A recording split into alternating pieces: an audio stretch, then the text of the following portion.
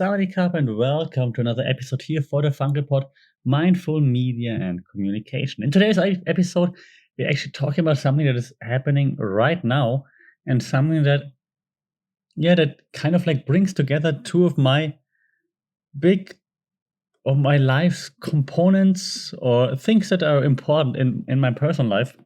A, of course, media and communication, and then B, sports. I'm a big sports fan. And so don't worry, it's not a sports episode, but it just happens in sports as well as in other areas such as entertainment, of course, music, movies, and whatnot. What I'm talking about the cult of personality. Yeah, look in my eyes. What do you see? The cult of personality. That's an old song reference, but I had to get it out there because it's stuck in my head. Living Color, shout out there. So yeah, the cult of personality is what I wanted to talk about a little bit today. And that's why we called the episode The Return of the Cult of Personality, analyzing celebrity obsession a little bit. And this is a very interesting one for me, and maybe you can relate, because we talk a little bit about why celebrities captivate us. We look a little bit at the psychology behind like fandom and whether or not our obsession with those celebrities is getting out of hand. And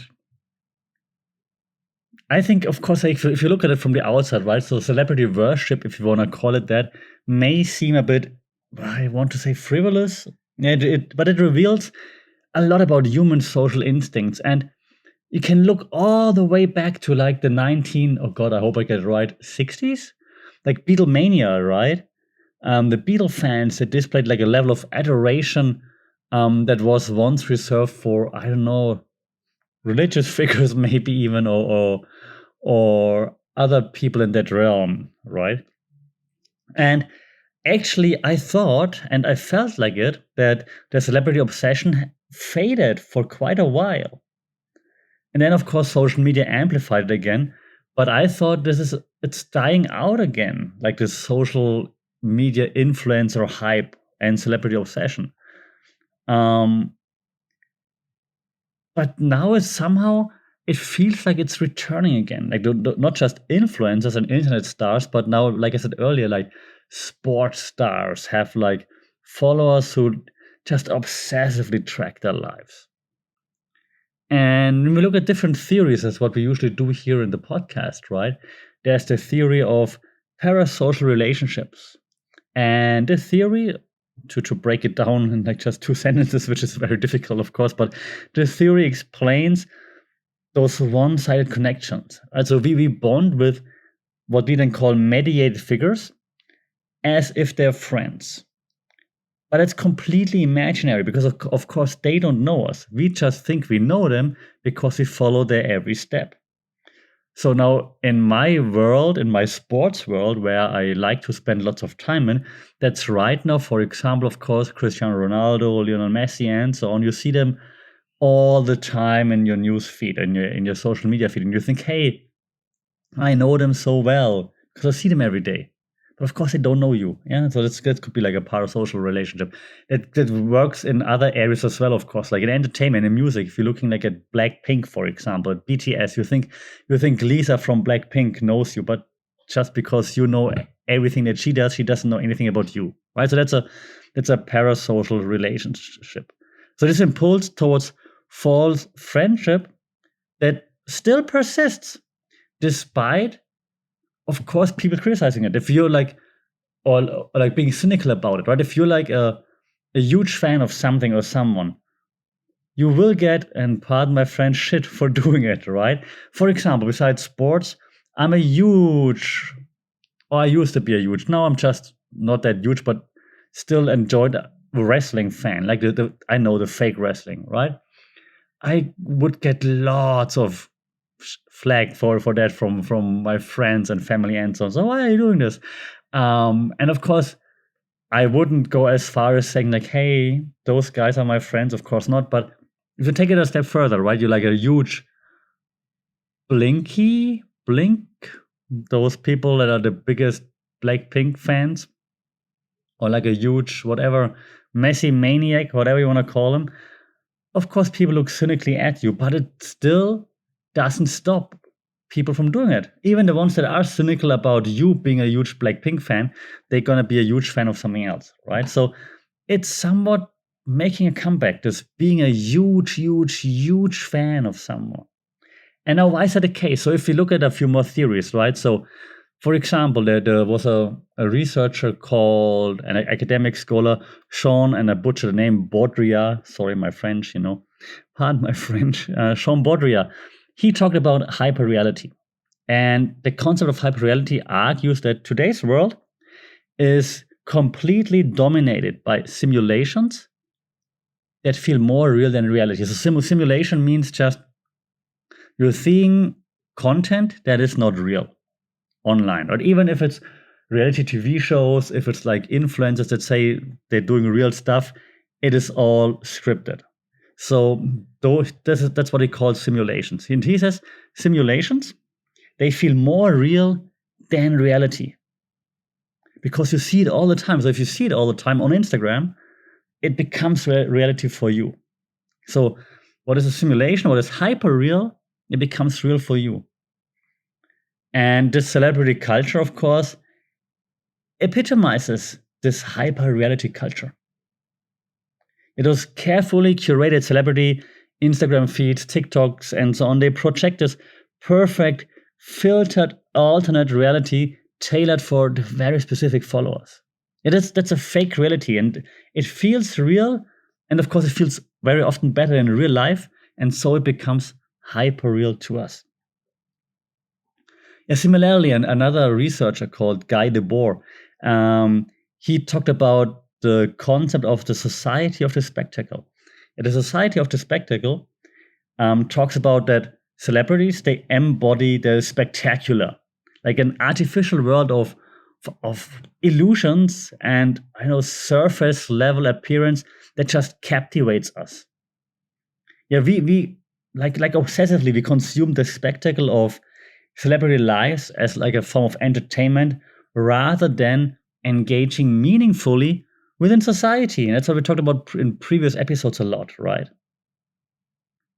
So we focus more on the spectacular, the awesome, the jaw-dropping, the wow, so cool, rather than on actual meaningful content within our society. Now, some argue this reflects what they call a void of purpose and substance in culture. I'm not sure how far I would go. I'll tell you in the conclusion of this podcast my takeaway on that. Could also just be like a form of coping mechanism, to be honest. But more on this in a second. The last intellectual I wanna throw in there is Noam Chomsky, right? And then I try to wrap it up with a few more theories. But Noam Chomsky is like wanna call it an intellectual thinker, and he talks about why celebrity obsession persists despite the harms that it brings with it, right? So he's got a propaganda model, and he critiques how media elevates entertainment and celebrity news as a distraction, what I just said, from systemic issues. Yeah, so he says celebrity culture serves as like an elite power structure by keeping the masses distracted, passive, and compliant. So obsessive fandom with whatever it might be feeds public, like, how to say it, keeping them engaged, keeps the public busy, right? And so we're not revolting against the agenda of the powerful, for example. So Chomsky says, as long as you keep the masses entertained, they're not going to riot against the people in charge. And we've seen it over like forever, right? I mean, back then in Rome, right? Just give them the bread and games. I'm not sure if it's the right saying in English. It's in German. Keep the masses distracted and entertained, and they will not revolt, and they will not think about the agendas of the powerful in charge. And that's the goal. Okay, so if you now look at some modern examples of celebrity news deflecting attention from key social and maybe economic concerns, right? So you can see that society focuses more on Kim and Kanye, for example, than analyzing root causes of poverty. Right? So Chomsky would argue that this cultural programming benefits existing power hierarchies. Yeah, because again, it distracts us from actually thinking about, hey, wait, there's something systemically wrong here. We need to change something, but we're distracted. Okay. Lastly, or not almost lastly, I also want to throw in the media profit model there. It's also like a theory, right? So the media profit model hooks us, of course, with that spectacle that I mentioned earlier of celebrity gossip, breaks up, clothing choices, whatever, rather than just substantive news. Those PR teams, they of course work tirelessly to control celebrity narratives. They serve us those hyper-real versions of celebrity lives. And you know the word military, this industrial complex, there's a whole entire influencer industrial complex monopolizing our attention with artificial made-up spectacle. Why? Because it works. Society through spectacle. We want to be distracted, so we follow the distraction and don't have meaningful conversations. Yeah, and this goes for everybody everywhere. Like even in countries, societies where there are big issues, right? Even if there's like instability, like if we have this perfect alternate reality of celebrity culture, it comforts us. Yeah, what Baudrillard said, like hyperreality comforts you because it has like this perfect flair of, oh, that's so cool, I want this too.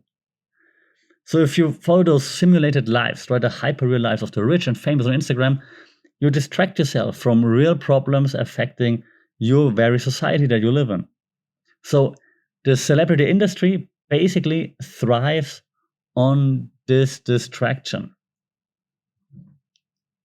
Now I also wanna throw in like a wrench here a little bit, so because right now we're hating on celebrities and all of this, and yeah, I'm still very much hating on this whole thing, but I also want to mention like a more controversial figure when it comes to people others listen to, Jordan Peterson, right? Jordan Peterson, and he's a very controversial figurehead by now. But when it comes to this very topic, he actually argues that this celebrity fixation reveals our like deep down instinct to idolize heroic archetypes. So Peterson says we gravitate towards celebrity, what he calls heroes, because we kind of like crave guidance from strong role models in like this uncertain world. And he says this world is so uncertain, so unstable. You don't know what to do, where to go, who to listen to. So that's why we want those role models in the media. Now, while I partly might agree with like, yes, we long for kind of like role models, I also think that he may just overestimate the depth of the average celebrity worship. Yeah, and then let's be honest, very often celebrities they rather mislead than guide. They're just in it for the quick money, right? Especially like influencers. However, I wanted to mention it because it just shows that like people like Jordan Peterson and other thinkers in that realm, they have like very different approaches, very different thoughts to that. And this just illustrates, in my opinion, the complexity of this very phenomenon we're talking about. So there's not just one coherent opinion about it. It's not like, yeah, it's terrible, because it's like apparently there are many different reasons. It's a multi-layered reasoning why the celebrity worship is having a resurgence, so to speak. And I think that is very, very, very interesting. I'm very curious to hear like what you think actually, like before I wrap things up. I'm very curious to hear like, why do you follow someone, and if you follow someone, why would you do that, and what's your reasoning behind it? Yeah, what do you think? Why is it becoming more of a thing again now? Is it just distraction? Is it just distraction from all the problems that we have, and it's just so hard to find like your guidance. It's so hard to figure out what to do with life in 2023, so that you just want some distraction, or you're just looking for some guidance by Top G. What is it? What is it that makes this whole thing pop up again? Yeah. So in the end, I think cultivating mindfulness, right, about how celebrity culture can control our attention is really an important key to redirect your energy towards more substantive engagement with actual real issues that impact real lives. And that's what I wanted to take away or give away from this podcast episode here. Again, I'm super curious to hear like what your thoughts are about the celebrity culture resurgence. Or is it just me that I see this now more in my feed? Does that more speak about like my social media behavior rather than on a societal shift? Let me know your opinions, your thoughts on the return of the cult of personality. As always, do follow and leave your opinion on @funkypod on social media, funkypod@gmail.com via email. Yeah, like, share, subscribe. That would be cool. If you have time, leave a review so that more people can find us, and then we can have broader, bigger, wider discussions. That would be super cool. And well, yeah, until then, don't follow too many celebrities. Have some meaningful conversations. Take care. Stay safe. We talk soon. Sawadee Krap.